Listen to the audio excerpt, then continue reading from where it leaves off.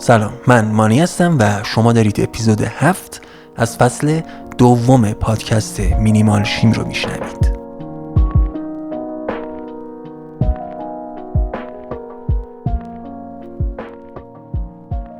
چند وقت پیش یه ویدیو دیدم توی اینستاگرام. یه آقایی بود میگفت نمیشه هم موفق و ثروتمند باشی و هم به خانواده‌ات برسی. نمیشه هم ثروتمند باشی و روی کارت تمرکز کنی و هم به تفریحاتت برسی، به خوابت برسی و این صحبت‌ها.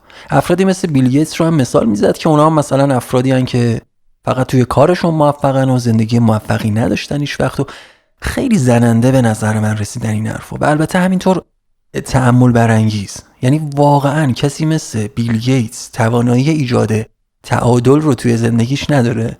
نمیدونم، شاید. درباره این موضوع من یه تحقیق خیلی کوچولو انجام دادم در حدی که ویکی‌پدیای بیل گیتس رو چک کنم. متوجه شدم که با همسرش در سال 1994 ازدواج کرده و تا همین 2-3 سال پیش هم زندگی مشترکشون پایدار بوده. در حقیقت سال 2021 اینا از هم جدا میشن. فکر میکنم 27 سال زندگی مشترک خیلی چیزا رو به خودی خود میتونه ثابت کنه، چه خوب چه بد. در واقع جزئیات خیلی میتونه داشته باشه. حالا من نمیخوام توی مینیمال شیم واردش بشیم، ولی یه موضوعی برای من خیلی جالب بود. بیل گیتس و همسرش قبل از اینکه ازدواج کنن برای بررسی بایدها و نبایدهای زندگیشون روی یه تخته خوبی‌ها و بدی‌هاشون رو می‌نویسن و شروع می‌کنن به گفتگو کردن درباره زندگی مشترک و آیندهشون. بعدم ازدواج میکنن و باقی ماجرا. نکته‌ای که اینجا برای من جالب بود همین بررسی و نکته برداری این دو شخص برای ساختن و شروع زندگی مشترکشون بوده. میخوام بگم همچین بدون فکر و سرسری هم نبوده، کما اینکه این دو نفر همکارم بودن و یه جورایی میشه که توی این سالا کار و زندگیشون در هم آمیخته شده باشه. شاید درک مسائل بیشتر وقتا براشون راحت‌تر میتونسته باشه، نمیدونم. این ویدئویی که من دیدم صحبتم اینجاست. داشت درباره ناموفق بودن بیل گیتس توی زندگی مشترکش اظهار نظر میکرد. این ویدیو مربوط به بعد از جدایی از همسرش بوده. به نظرم صحبت‌های شخصی که با این همه قطعیت درباره زندگی 27 ساله شخصی که هیچ نقشی هم عملاً توش نداشته و توی بهترین حالت 2 سال بعد از این جدایی چنین اظهار نظری رو دربارش میکنه، خیلی قابل اعتماد نمیتونه باشه.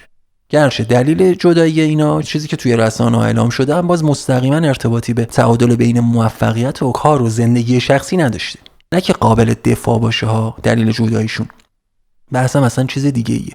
ما این اظهار نظرها رو در قالب ویدیوهای کوتاه و انگیزشی میبینیم روزانه و میدونید که چقدر توی زندگیمون و نحوه تصمیم گیریامون مؤثرن، در حالی که پشت ماجرا اصل داستان اصلا چیز دیگه ایه.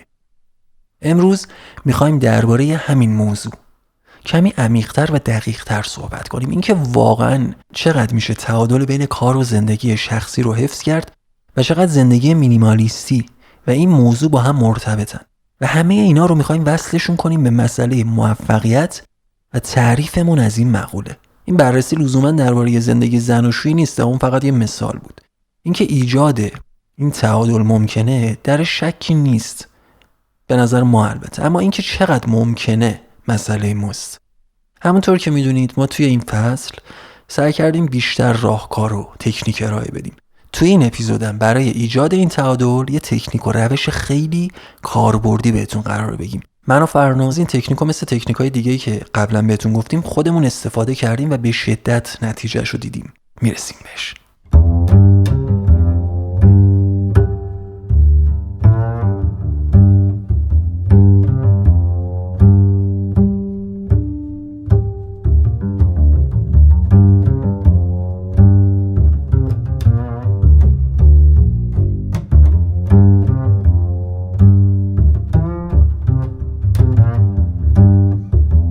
اسپانسر این اپیزود از پادکست مینیمال شیم کافه کوراله. کافه کورال اولین کافه وگن توی بندر انزلیه که در سال 1398 با هدف ترویج گیاهخواری افتتاح شد.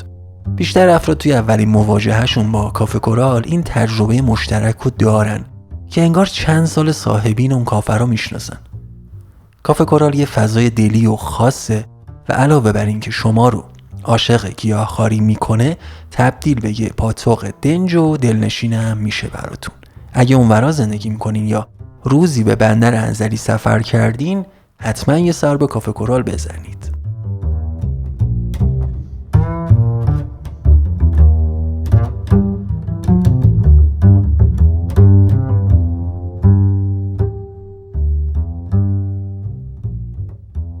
ما روزانه کارهای زیادی رو برای انجام دادن داریم. شاید بیش از 100 کار. از بیدار شدنمون تا مسواک زدن، غذا خوردن، لباس پوشیدن، راه رفتن، همه کارهایی که روزانه از ریز تا درشت داریم انجام میدیم جزء کارهای روزانه ما محسوب میشن. بین همه این کارها سعی میکنیم تعادل رو برقرار کنیم و گاهن موفقیم ولی گاهن موفق عمل نمیکنیم. همه ما میدونیم که برنامه‌ریزی و نوشتن یه چک لیست برای کارهای روزانه خیلی مؤثر میتونه عمل کنه. میدونیم چقدر لازمه و چقدر توی به تعادل رسوندن امور زندگیمون مؤثره. اما مسئله‌ای که بیشترمون باهاش مواجه میشیم نوشتن یه چک لیست بلند بالاه که متاسفانه اکثر کارهایی که توش نوشته میشن بدون تیک و انجام نشده باقی میمونن. نهایتاً این تلاش بی نتیجه ما رو به یه فرد سرزنشگر هم تبدیل میکنه. این میشه گفت یه معضل توی مسیر برنامه ریزی و چک لیست نوشتن. چند وقت پیش یه مطلبی رو میخوندم درباره قانون پومودورو، همون قانونی که میگه کار و استراحتت رو توی یه تقسیم بندی 25 دقیقه و 5 دقیقه انجام بده، یعنی 20 دقیقه کار 5 دقیقه استراحت. این تقسیم بندی میتونه شخصی سازی شدن باشه، با یه آلارمی چیزی منظمش میکنن و باید پایبند به این تقسیم بندی هم باشن حتما. بعضیا با این قانون خیلی موافق نیستن، به این علت که میگن خب ما گرم کار میشیم و اگه بخوایم دست از کار بکشیم رشته افکارمون پاره میشه، تمرکزمون از بین میره و دوباره به دست آوردن این تمرکز سخته. خب این قابل درکه. آنتونی اونگارو کسیه که این مقاله رو نوشته و برای این افراد خیلی مثال جالبی آورده بود. میگفت تصور کنید یه پدر با بچهش دارن بازی میکنن، بعد از اینکه بازی تموم میشه همه جا به هم ریخته است و پدر از بچه میخواد که لگوها رو مثلا جمع کنه و توی جعبهشون بذاره. بعد بهش قول میده که بعد از جمع کردن لگوها براش بستنی میخره. بچه روی این قول پدر حساب میکنه و مأموریت جمع کردن لگوها رو به درستی هم انجام میده. بعد به هوای رسیدن به اون بستنی خوشمزه سراغ پدرش میره و میگه خب من لگوها رو مرتب کردم بریم بستنی بخوریم. پدر اینجا به جای خریدن بستنی و در حقیقت به جای عمل کردن به قولش میگه حالا که وقت داریم اون چند تا ماشین و اسباب بازیای دیگر هم جمع و جور کن بعد بریم بستنی بخوریم. اینجا یه اتفاقی میفته. شروع یه پروسه بی‌اعتمادی از طرف فرزند نسبت به پدر. تصور کنید بچه بره بقیه وسایل رو جمع و جور هم بکنه اما نهایتا شب بشه و بستنی فروشی ها بسته باشن.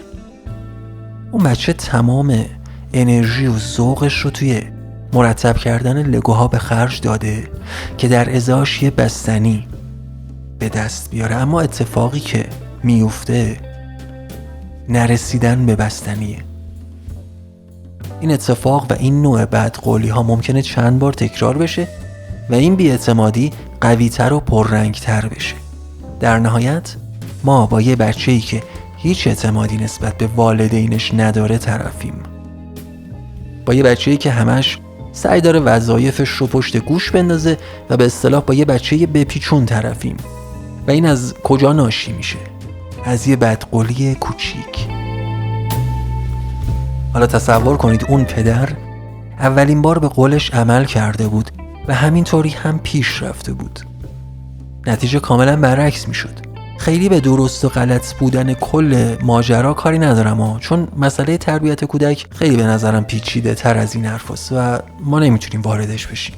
این فقط یه مثاله که نکته خیلی مهمی رو توش داره. توی تکنیک پومودورو دقیقاً همین اتفاق میفته. توی این تکنیک وقتی به خودتون یا به کودک درونتون در واقع قول میدید که 20 دقیقه کار میکنیم و بعد 5 دقیقه بدون هیچ عذر و بهانه‌ای استراحت میکنیم، ذهن شما دقیقاً مثل اون کودک تمام انرژی و تمرکزش رو میذاره، چون شما بهش یه قول کوچیک دادید و اگه به اون قولتون عمل کنید توی 20 دقیقه بعدی حتما از تمرکز بیشتری بهره خواهید برد.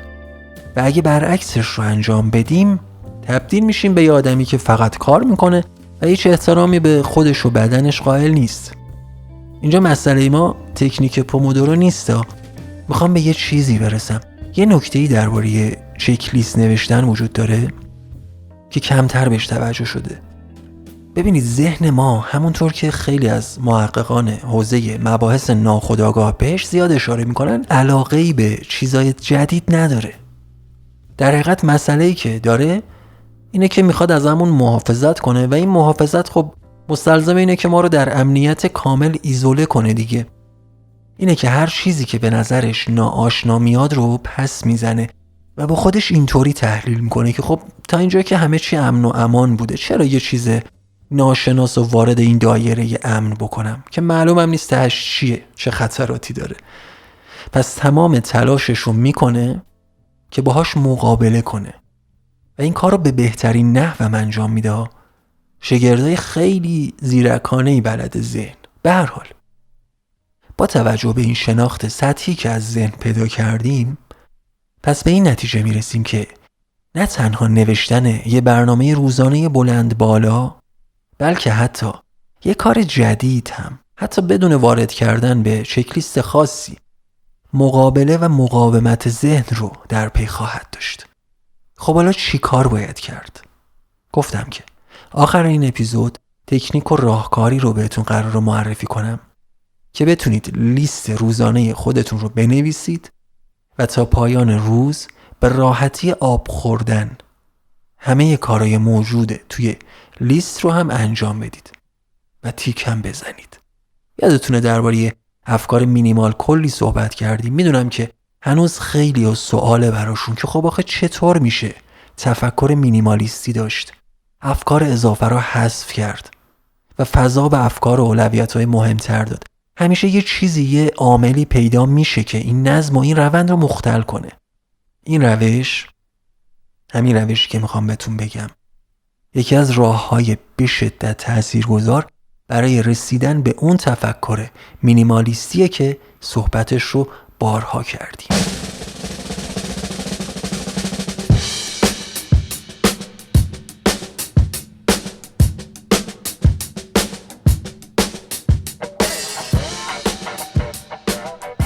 توی اپیزود قبل درباره مسئله موفقیت و تعریفی که ازش به صورت عمومی وجود داره صحبت کردیم.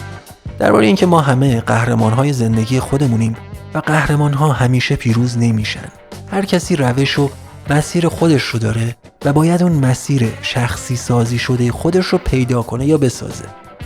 چیزی که بهش اشاره نکردیم و قبل از معرفی اون راهکار میخوام بهتون بگم درباره یه باز تعریف و یه بازنگری به مسئله موفقیت.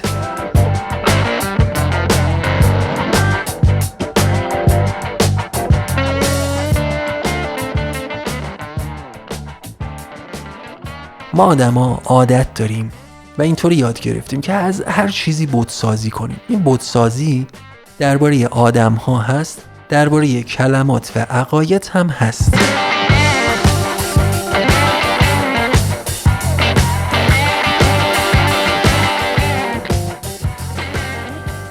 بیایید کلمه موفقیت رو یه بررسی کوچیک بکنیم. موفقیت یعنی چی؟ رسیدن به چیزی، بهره‌مندی، پیروز شدن یا از این قبیل کلمات دیگه. اگه کسی بهتون بگه شما همینجوریش هم یه آدم موفق هستید چون تصمیم میگیرید راه برید و راه میرید، چه نظری دربارش خواهید داشت؟ بگه چون تصمیم میگیرید آب بخورید و میخورید یه آدم موفق هستید. بذارید جمله واضح تری رو به کار ببرم. چون تصمیم میگیرید آب بخورید و موفق به آب خوردن میشید، شما در اون لحظه در حیطه آب خوردن موفق هستید. متوجهم که این تمام بال و پرهایی که ما به کلمه موفقیت دادیم رو عملاً پرپر میکنه. منم مواجهه خیلی راحتی باش ندارم. خب ما دنبال واقعا موفقیت‌های بزرگیم دیگه. گفتن این که من تصمیم گرفتم آب بخورم و آب خوردم پس موفقم خیلی کمکی به من نمی‌کنه که آدم راضی و خوشحالی باشم. یه مسئله‌ای وجود داره. بیاید برگردیم یکم بالاتر. خود سرزنشگری. بیاید یه ذره به خودمون فرصت بدیم و بگیم که آب خوردن من یه موفقیت محسوب میشه. حالا که این موفقیت رو من میتونم به دست بیارم، خب غذا خوردن هم که زمان بیشتری رو حتی میطلبه قابل انجامه برام. یه موفقیت دیگه. بیاید بزرگترش کنیم. حالا که من توانایی آب خوردن و غذا خوردن رو دارم، پس توانایی به دست آوردن آب و غذا رو هم دارم. پس قبل از اینکه من حتی بخوام آب و غذا بخورم تونستم جورشون کنم. اینم بیاید یه موفقیت در نظر بگیریم. گستردش هم میتونیم بکنیم. حالا دیگه موفقیت برامون فقط یک کلمه ساده است که هر روز به دستش میاریم و بارها هم به دستش میاریم. اتفاقی که در نهایت میفته میدونید چیه؟ ما معمولاً چیزایی رو به دست میاریم یا میخوایم به دست بیاریم که نیازمون باشن. وقتی بدونیم تهش قراره چه نیازی از ما برطرف بشه، اصلا شاید چند تا راه برای رسیدن به اون نیاز وجود داشته باشه برامون. یعنی چند تا راه ایجاد بشه. فرض کنید نیاز دارید گشنگیتون رو برطرف کنید. نیاز اصلی یا سیر شدنه یا لذت بردن از غذا یا هر چیز دیگه‌ای. همش در طعم و نوع و جنس و حتی هزینه‌ای که انتخاب میکنید موثره. ممکنه ما بخوایم مثلا معروف بشیم. اگه نیاز به معروف شدن رو در خودمون پیدا کرده باشیم، خب هزار تا گزینه داریم برای رسیدن بهش. ممکنه یه عمر پای نقاشی کشیدن وقت گذاشته باشید و نیاز واقعی درونیتون از نقاشی کشیدن دیده شدن و معروفیت باشه. میدونید اون نیاز واقعی رو که کشف میکنید، روش‌ها و ایده‌ها خودشون رو نشون میدن. برگردیم به اون موفقیت‌های کوچیکی که توجهی قبلا بهشون نداشتیم، مثل آب خوردن. وقتی این فرصت و این نوع رفتار با خودمون رو به ذهنمون انتقال میدیم، ناخودآگاه باوقارتری رو خواهیم داشت. منظورم زمانیه که بابت هر کاری که انجام میدین احساس موفقیت رو دارید و اون عمل انجام شده رو یه موفقیت حساب میکنید. درون پرشورتری رو خواهیم داشت. ذهنتون پویاتر و خلاقتر هم میشه.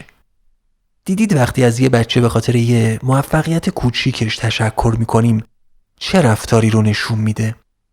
متوجه ارزشی که حضورش به شما میده میشه و سعی میکنه باز هم موفقیت جدیدی رو بهتون ارائه بده. یه چیز جالبتر بهتون میگم. تا حالا شده با یه بچه‌ای که داره نقاشی میکنه مواجه بشید و ازش تعریف کنید؟ همه بچه‌ها نه، ولی بعضیاشون بعد از اینکه ازشون تعریف میکنید بلند میشن میرن همه نقاشی‌هایی که کشیدن رو میارن نشونتون میدن. چون متوجه ارزشی که برای شما دارن میشن. عین ذهن که هرچی بهش فضا و احترام بیشتری بدی، ایده های بیشتر و خلاقانه تری رو بهتون ارائه میده. تصور کنید ذهن شما، چیزی که درون شما داره زندگی میکنه، چیزی که از شما داره خط میگیره، چقدر میتونه نیازمند چنین رفتاری باشه. ببینید مسئله تعریف و تمجید کردن نیست، مسئله توجه کردنه. خیلی ها رو دیدید وقتی ازشون تعریف میکنید اصلا علاقه‌ای به شنیدنش ندارن و حتی سعی میکنن ازتون دوری کنن. و اگه مدل توجه کردن بهشون رو پیدا کنید، اونا هم علاقه‌مند میشن و تأثیر این توجه رو میتونید ببینید. اینجا دیگه باید وارد مباحث عمیق‌تری بشیم که توی این اپیزود حقیقتا نمیگنجه. در حقیقت این مثالا رو میزنم که مواجهه‌مون رو با مسئله یا کلمه موفقیت واضح تر کنیم. ذهن شما هم مثل یه فرده که باهاش در ارتباطید و هر طوری باهاش رفتار کنید اونم واکنش متناسب با اون رفتار رو به شما نشون میده. پس موفقیت چیزیه که ما هر روز و به تعداد زیاد به دستش میاریم و اگه این نوع نگرش به موفقیت رو بپذیریم دلیلی برای خود سرزنشگری باقی نمیمونه. شما همیشه دارید به موفقیت‌های خودتون میبالید و رشد خودتون رو با عشق پیش میبرید. ذهنتون پویا میشه و حقیقتاً به موفقیت عادت میکنه، با موفقیت آشنا میشه. نمیخوام خیلی مطلق بهش نگاه کنیم، استثناهایی هم وجود داره قطعاً، همه چی کامل نیست، اما به نظر من همه چی کافی هم هست توی اون لحظه و ثانیه‌ای که داره رخ میده. ثانیه ها دقیقه ها رو تشکیل میدن و دقیقه ها ساعت ها رو. میدونید بازم داریم میرسیم به اینکه دیدمون رو، نگرشمون رو بازتر بکنیم. چیزی که دید باز برای ما به ارمغان میاره تعادله. مسئله‌ای که ما توی این فصل سعی کردیم بهش بپردازیم و راهکارهایی رو برای ایجادش پیدا کنیم.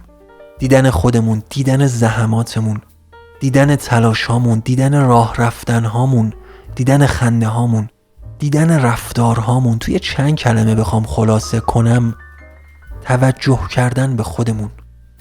توجه به خود دید باز بهمون میده و دید باز وسعت و محدوده بیشتری رو برامون فراهم میکنه و محدوده و وسعت بیشتر احساس آزادی و آزادی عمل بیشتری رو به ما میده و این همه وسعت دوباره باعث وسیع‌تر شدن دیدمون میشه. حالا دیگه نه تنها خودمون بلکه بقیه رو هم میتونیم مشاهده کنیم. درک و آگاهی بیشتر. توی اپیزود 3 توی همین فصل 2 ما یه روش خوب در ارتباط با تعادل گفتیم بهتون. این راهکار برای پیدا کردن اموراتی بود که توی زندگیمون از تعادل خارج شدن. یه جورایی اونا رو شناسایی میکنیم و بعد به تعادل میرسونیمشون. حتما یه سر بهش بزنید اگه گوش ندادید یا فراموشتون شده. خیلی روش کاربردی و خوبیه. در کنار این تکنیکی که تو این اپیزود میخوایم بهتون بگیم، خیلی میتونه مؤثر عمل کنه. شاید اگه بخوایم یه تعریف برای موفقیت داشته باشیم، بگیم کسی موفقه که توی همه چی تعادل رو برقرار کرده باشه. یا شاید تعریف بهتری هم بشه براش داشت. کسی موفقه که درکی از تعادل داشته باشه. درک از تعادل باعث ایجاد تفکر متعادل میشه. تفکری که سعی میکنه سرزنش رو بذاره کنار، تنبیه رو بذاره کنار. شاید بگیم کسی موفقه که فراتر از تعاریف ساختگی و الغا شده داره پیش میره.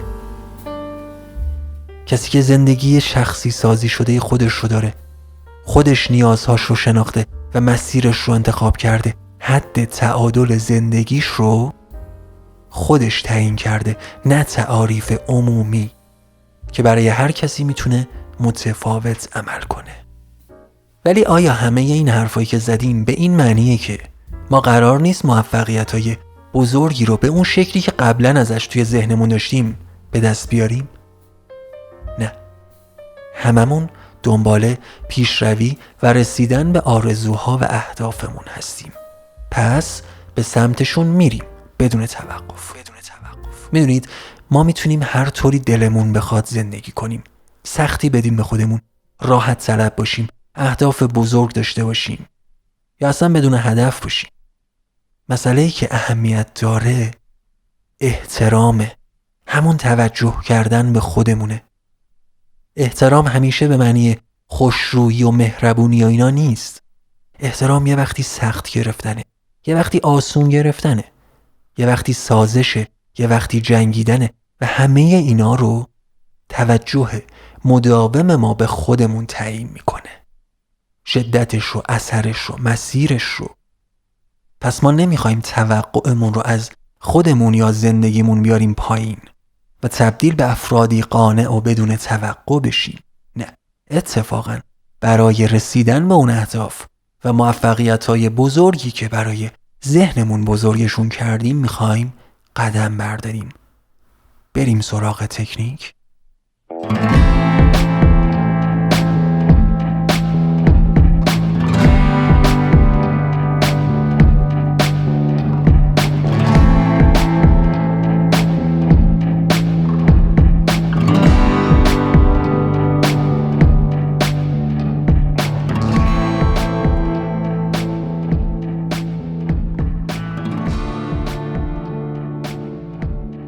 این تکنیک خیلی ساده است، مثل همیشه.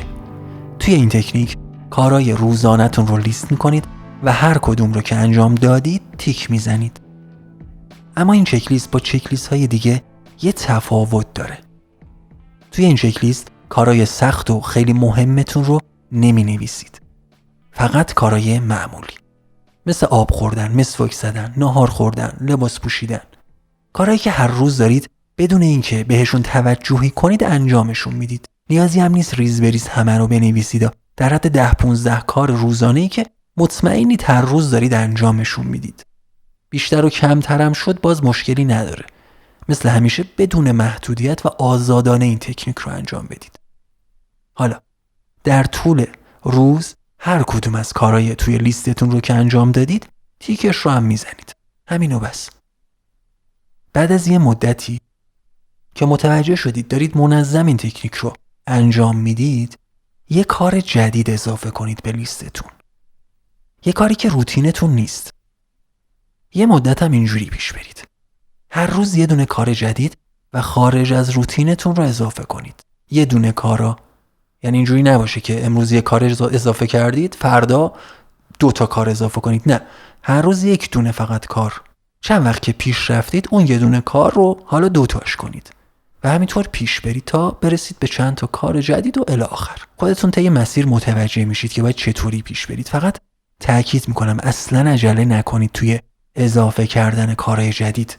اجازه بدید حس درونیتون خودش بهتون میگه که کی آمادگیش رو داره. خودتون احساسش میکنید. تکنیک همینه. یه روشی خوب برای چک لیست نوشتن و آموختن موفقیت و انجام کارها در زمان خودش به ذهن. یه جورایی برداشتن قدم‌های کوچیک در کنار قدم‌های بزرگتر.